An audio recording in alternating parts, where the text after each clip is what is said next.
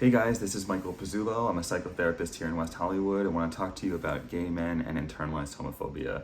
So if we take a step back, homophobia is the concept that being gay is somehow lesser than being straight, right? We often learn this message from our culture, our churches, our families, or whatever it is. Obviously, different places in the world are more accepting of gay folks than others, but generally speaking, there is a dominant message that being straight is, more desirable than being gay, right? The problem is that the development of a gay man at some point ideally has a process of coming out and finding, chosen friends, chosen family, so on and so forth.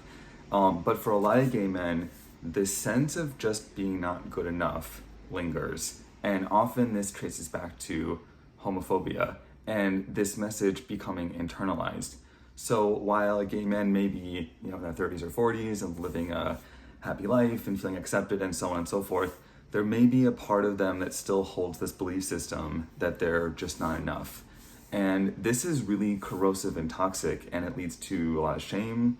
And shame, as we know, can also then lead to a lot of destructive behaviors, whether that's like substance use or just depression, feeling bad about yourself, a whole host of things that are not healthy for someone. So I think it's really important if you're a gay man to think about this concept in the work that you do on yourself. I think that internalized homophobia, it's not a matter of if you have it, but truly how much. It's a matter of a degree, and it's something that can get triggered here and there over time. So if you are a gay man and you're going to therapy and you're working on yourself, a few things to start in your battle with, dismantling internalized homophobia and feeling good about yourself. First is getting really clear on what have I internalized? What is it exactly about being gay that I've been told makes me less than? For example, is it that, gay men aren't as masculine, or they, don't have children in a heterosexual relationship or something like that? But go into the details. Is it a religious thing? Think about, where did I get this negative messaging from? What are the details of it? And then the next thing you're going to want to do is think about, do I agree? Do I agree with these concepts that I've been presented with? To me, homophobia is a concept that we've been taught, right? Just like we've been taught that the earth is round. But any concept that we can learn, we can also unlearn. So if we've been taught to have negative belief systems about a certain group, I think it's just as easy to unlearn them. But I would really go into the details of what have you been told makes a gay man lesser? What are the actual criteria that make a man desirable and more fit in our society, and so on and so forth, and really go into the weeds with it.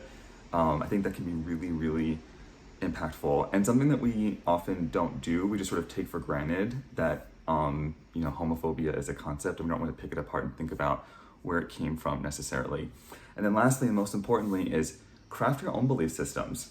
What do you think makes a person valuable in culture and their family? What makes a man valuable to his, his job, his partner, his, community, things like that. What are the actual criteria, rather than letting someone else dictate for you?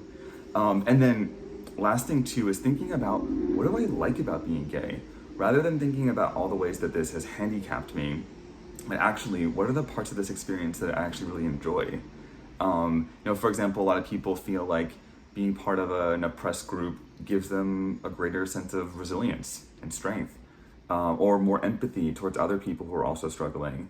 Or a lot of gay men feel like they are given permission to, embody more femininity in a way that straight men are often shamed for. When they want to express their softer side, they're told that they can't. So I would think about the positives too. What do I gain from this experience, rather than just what are the obstacles I have to overcome? So those are a few ways you can start to unpack and dismantle internalized homophobia if you're a gay man. I'd love to hear your thoughts if you've done this work on yourself and the journey that you've had. And I hope that these ideas are useful to you. So curious to hear your thoughts. Thanks, guys.